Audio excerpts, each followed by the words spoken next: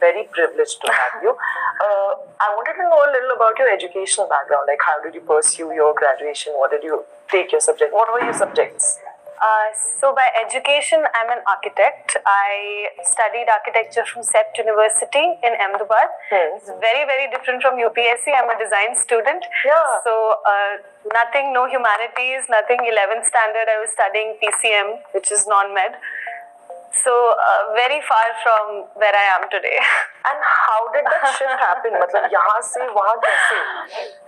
I think at every point in my life, I just knew what I wanted to do next, and I focused on that, and that's what brought me to architecture, and that's what brought me to civil services. So did the architecture study help you in the UPSC exams or anything related to that? A little bit? Not directly, But because there's no subject close to design in our syllabus. But our training as an architect, as an architecture student, they really grill you. I think if anyone's watching, कोई भी architecture student है, तो उनको पता है कि कितनी grilling होती है. हमारी jury systems होते हैं. We have to work through nights to prepare presentations. It's a very rigorous course, especially in my university. It was very, very rigorous. And so that was one quality that developed in me during the course of my education, which is very useful for UPSC. उसके अलावा I think my university instilled in me a value system कि आप you care about what you're doing. आप सोच के कर रहे हो कोई भी चीज़, छोटी से छोटी डिसीजन जो आप बना रहे हो वो सोच के कर रहे हो कि इसका इम्पैक्ट क्या होगा, ये क्यों कर रहे हो, आप किसके लिए कर रहे हो.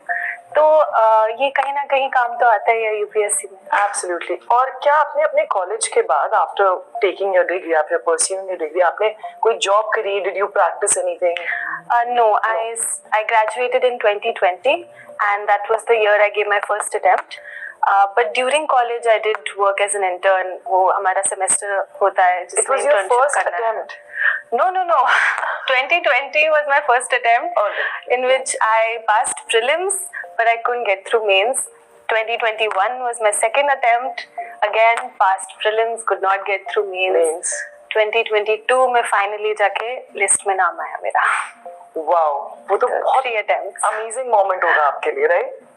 मिक्स्ड फीलिंग्स थे, मतलब अब नेक्स्ट स्टेप पे क्या करना, वो फीलिंग होगा. हाँ, मतलब उस मोमेंट में तो कुछ रियलाइज नहीं हुआ कि क्या हो रहा है, पता ही नहीं चला कैसे लाइफ चेंज हो जाएगी इसके बाद, कितनी ज्यादा चेंज हो जाएगी. बट धीरे धीरे जब लोग कॉल करने लगे, जब लोगों को पता चला, तब रियलाइज हुआ कि हाँ शायद कुछ बदला है. So throughout your attempts, जैसे आपने पहला अटेम्प्ट दिया, you could not clear mains. तो उसके लिए आप second attempt तक पहुंचे कैसे? Like how did you motivate yourself? Because once you lose something, and especially something like this, which has such a rigorous process, and it's so difficult, तो उसके बाद वो उम्मीद कैसे जगाते हैं? मतलब how do you do that? बहुत मुश्किल होता है. Who helped you through that? Honestly मैं बताऊं तो मैंने सोचा था मैं एक ही अटेम्प्ट दूंगी और होगा तो होगा, नहीं होगा तो नहीं होगा, क्योंकि थ्रू आउट माई लाइफ मैं काफ़ी अच्छी स्टूडेंट रही हूँ and I was used to being a good student, I was used to working hard. But मुझे ऐसा लगता था कि हाँ आप मेहनत करोगे तो आपका तो हो ही जाएगा, उसमें क्या प्रॉब्लम है. मैंने सोचा था हाँ एक बार दूंगी, हो तो जाएगा ऑब्वियसली, और नहीं होगा की पॉसिबिलिटी ही नहीं सोची थी मैंने.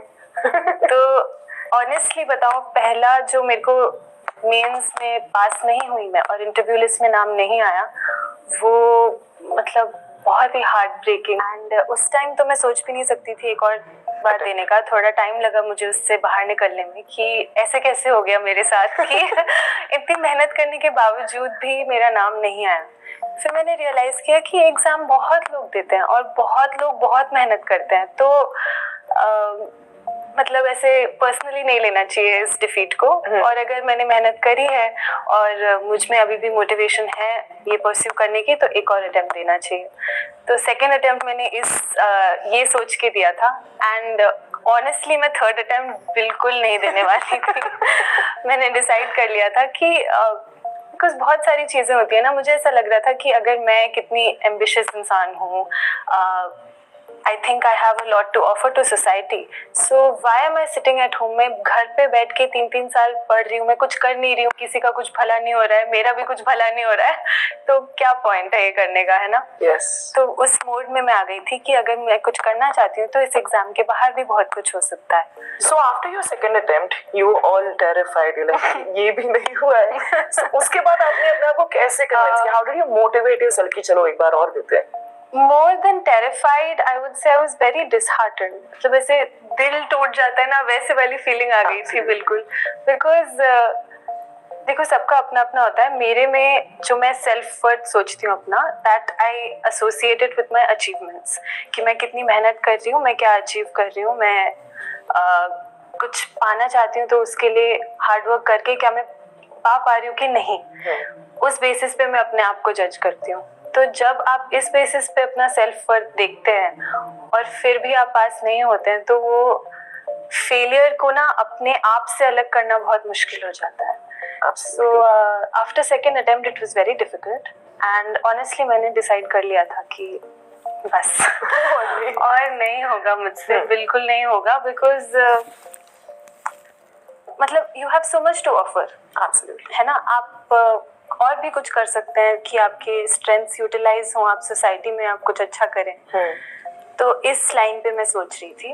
But on the last day, क्योंकि प्रीलिम्स की डेडलाइन 6 PM होती है, 6 PM वो पोर्टल बंद हो जाता है जहाँ आप रजिस्टर कर सकते हैं. And on the last day at 5:30 my parents sat me down and they asked me कि क्या तुमने वो सब कर लिया है for passing this exam and still you think you couldn't do it? मतलब आपने you've put in everything you have and yet you're not passing. And to be honest ये थोड़ा unfair question है काफी क्योंकि I think at least for me I always feel there's scope for improvement. I never feel कि हाँ ये ही maximum हो सकता था और तो कुछ हो ही नहीं सकता था. So then I thought कि यार एक और बार ट्राई करते हैं. Because if I can give it everything I have then I will have no regrets. फिर 5 साल बाद 10 साल बाद मैं नहीं सोचूंगी कि शायद मैंने उस टाइम थोड़ा सा ये और कर लिया होता है या शायद उस टाइम मैंने ये कर लिया होता. तो उस चीज़ को हटाने के लिए फिर 5:58 पे हम लोग बैठ के ना एकदम रजिस्टर कर रहे थे उसको एंड मोमेंट पे. एंड या it worked out this time.